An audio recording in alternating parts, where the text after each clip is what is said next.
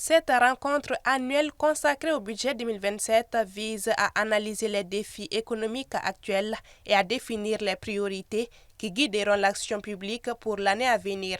Selon le ministre de l'Économie et des Finances, malgré les effets des crises multiples et des tensions géopolitiques sur l'économie mondiale, le contexte macroéconomique national demeure globalement rassurant.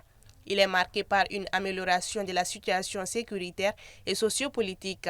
Le taux de croissance du PIB réel, estimé à 5,6% en 2025, devrait atteindre 6,3% en 2026 et 6,5% en 2027. Pour ce qui concerne les premières estimations de l'exécution budgétaire 2025, la mobilisation des recettes fiscales ressort très satisfaisante avec un taux de pression fiscale qui se situe à 14,2% du PIB contre une prévision de 13,4%. L'exécution des dépenses a été contenue dans la limite des dépenses prévues, soit 20,9% du PIB contre une prévision de 22%.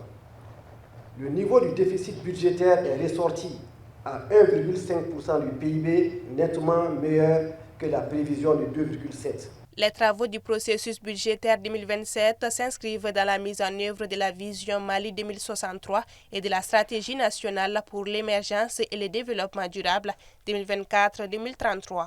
Un processus dont la réussite repose sur une concertation renforcée entre l'État et les différents acteurs, notamment le secteur privé. Le budget de l'État devrait créer les conditions nécessaires pour l'accélération de la transformation structurelle à travers justement les secteurs leviers, en mettant un accent particulier sur l'éducation, la santé, l'emploi des jeunes et des femmes. Dans ce contexte, le ministre a insisté sur la nécessité d'une politique budgétaire à la fois ambitieuse et prudente, avec un déficit prévisionnel fixé à 2,7% du PIB en 2027, conformément aux normes de l'UEMOA.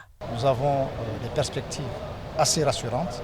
Les taux de croissance du PIB reste assez forte, projeté à 6,3% et un taux de déficit, disons un taux d'inflation maîtrisé à 2,5% en dessous de la norme communautaire. Et sur la base, en tout cas, de ces cadrages macroéconomiques, les différents indicateurs budgétaires sont bien orientés. Les échanges ont porté sur les investissements stratégiques, le contrôle de la dépense publique ainsi que sur les orientations budgétaires 2026, le cadrage 2027 et les réformes en cours, notamment la digitalisation des paiements publics.